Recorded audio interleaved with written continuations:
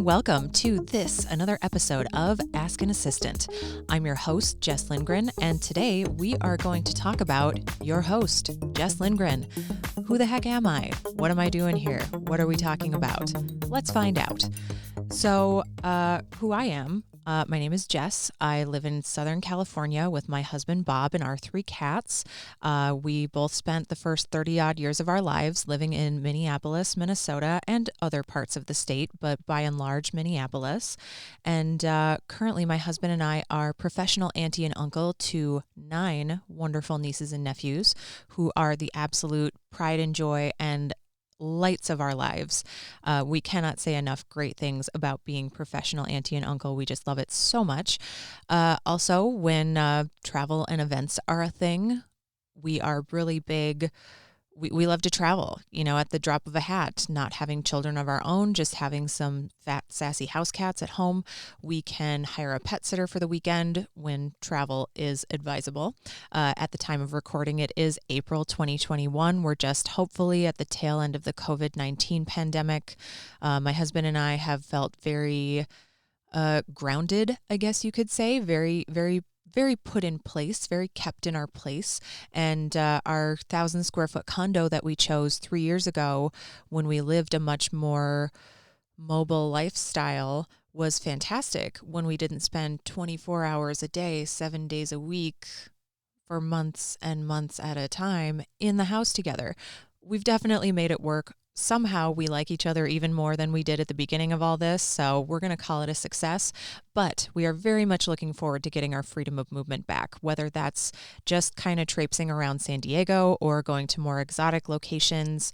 We love lots of different destinations around the United States. We have plenty of friends in Europe that we are desperately missing and cannot wait to go see. So as soon as travel is a thing again, huge travel nerd over here, cannot wait to do some more road trips around Southern California. There are really gorgeous state parks, national parks, monuments, that kind of thing that I cannot wait to see. And I also really love hosting and producing events. I love a good dinner party with family and friends, throwing a birthday party. I love an engagement party. I love a baby shower, a bridal shower, any kind of event that kind of caps out at like 25-ish people, maybe 50. That's kind of my sweet spot. Anything bigger than that. And I do really love working then with an event planner who has the time and bandwidth to devote to that. But any kind of small, intimate events, I love that so much. Even on my travels, I used to host little tiny events of my own called Caffeine and Correspondence. I would meet up at coffee shops all around the world and bring stationery and stamps and just get together with whoever would show up and have a little letter writing party and get to know some folks. So I've met a lot of really great people through my travels, through hosting and producing events, and I really can't wait to get back to that when all of this is over. Already touched on the fact we currently live in beautiful, sunny San Diego, California. Wouldn't trade that for the world. And so that's kind of me on the personal side. Oh, and I will say too, I am on a mission to find the world's best, tastiest, most fantastic dark chocolate that is dairy-free, lactose intolerant. That is one of my great pleasures in this world, is finding dark chocolate. So on those travels, my favorite travel souvenir is getting especially a locally sourced, locally produced, locally distributed, what have you. As long as it's local to the area that I'm at, I am always going to bring some of that dark chocolate home as a souvenir. Working my way through the world. If you have any recommendations, hit me up. I would love to know. And without further ado, let's get into some of the professional stuff. I have been an administrative professional for the better part of 18 years. That is almost 2 decades, and my goodness, that makes me feel old. But it also makes me feel very accomplished and very proud of the career that I have created for myself over the last nearly 2 decades. It's cool. I will say it a couple of more times out loud and feel much more confident and comfortable with it the more that I go on. So 18 years. And over those 18 years, my career has spanned a mix in no particular order of being a receptionist, an administrative assistant, a personal assistant, an executive assistant, and even a stint as an office manager. It's often a mix. So, for instance, when I was the office manager at a company, I was also supporting the three senior most executives in that office. Or right now in my role as an executive assistant, there's a small personal component. I would say about 10% of the work that I do is personal for my current executive. And then I'm also doing a lot of office manager slash HR slash accounting type stuff because we are just a company of two, me and my executive. And, I handle everything from invoicing, so accounts payable, accounts receivable. Thankfully, we do have an actual accountant who does the books, so like reconciling everything at the end of the month, filing taxes. I don't have to do that, but I am very involved in the annual process of scheduling the meetings for the tax prep and tax strategy and attending those calls so that I understand how our business finances are doing. I thankfully did not have to choose. Oh no, this year I actually did get to choose our health benefits. So I'm our benefits administrator. I do our health benefits, dental benefits, 401k, just kind of touch on a lot of different areas in addition to my executive assistant. So I would say right now my split is kind of 5 to 10% personal.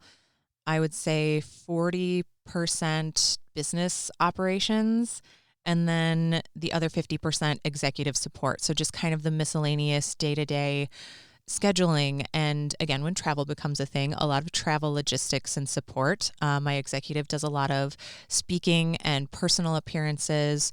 He's also an author. So handling all of the different projects that come along with being an author, making sure that we have copies in stock of his various books, making sure if someone has placed a large order for some of those books, that they get invoiced for the books, that the books actually arrive where they're supposed to be, when they're supposed to be, getting boxes of them at a time signed. We did recently switch to book plates. We will talk about that in a future episode. Not going to dig too deep into that today, but just to kind of give you kind of a broad overview. Again, I would say 10% personal, 40% business operations, and then 50% executive support is kind of my current mix of everything that I do. So again, a lot of those administrative roles, you might technically have the title of one, but kind of be crossing over into some different functional areas. And that's totally normal. And it's really great. Like for me personally, I don't love it when days are the same. Or when you say, okay, well, it's Monday, it's invoicing day. Okay, it's Tuesday, it's inventory day. It's the third Friday of the month. It's, I like a lot more variety than that. And being an executive assistant definitely affords a lot of that kind of firefighting throughout the week. It's a lot of putting out little fires when they come up. It's a lot of prioritizing throughout the week. What's more important? What's more time sensitive? What can wait? And I just really love getting to flex all of those muscles on any given week. The way that I came to where I am now, so I would say the first 10 years of my career, I was working in offices, like in a physical office space where I needed to be there at a set time, Monday through Friday, have a set, reasonably set, because anybody who is an administrative professional knows that a set lunchtime is a luxury that very few of us are afforded. And the first 10 years of that, just I'm not a morning person. I found out very, very quickly. So it was always a struggle, especially if I was considered, like let's say the office manager, and I needed to be there first to open the office in the morning. A 7:30, 8 a.m. start is kind of pushing it for me. Like I can be places at 8, but I kind of start to do my best work noon, early afternoon, maybe 2 o'clock. I would say 2 o'clock is really when I start to do my best, most focused, most productive work. So being physically in an office was not great or easy for me. I really loved the work that I was doing most of the time, but needing to be at a place at a time. I think the last role that I had before I went freelance, my executive wouldn't roll in until, I don't know, 10, 11, noon most days, but always expected me to be there at 7:30 or 8. And then I would end up staying late to compensate for the fact that they hadn't come in until 10, 11 noon. And when I should have been done with the day at 4:30, 5 o'clock, more than one day a week, probably 2 to 3 days a week, I was there until 6, 7, 8 o'clock at night. And that just really didn't work for me. After I had forced myself to get out of bed, catch a bus early enough to go downtown to be at the office by 8 when he quote unquote needed me to be there. And then I was getting stuck there after hours. Didn't really work for me. Toward the end of that role as well, a lot of times I found myself, there were definitely weeks where I did work a full 40 hours, but definitely weeks where I was working 15, maybe 20, and just kind of feeling like an insurance policy. Like, I'm there if you need me, and I'm very functional and very effective if you need me, but just kind of sitting around not doing much if you don't need me. So I started spending my time reading a lot of the internet. Google Reader, rest in peace, Google Reader, you are forever missed. Spent a lot of time on Google Reader, absorbing things like Seth Godin has a really great blog that's been around for a long time. I was reading a lot of Life Hacker, a lot of Entrepreneur Magazine, and folks whose names are still pretty big in the business sphere. So kind of back when they were getting their start and publishing to all those various outlets. It was really great to kind of get the framework of doing my own thing. And it just kind of became more and more feasible.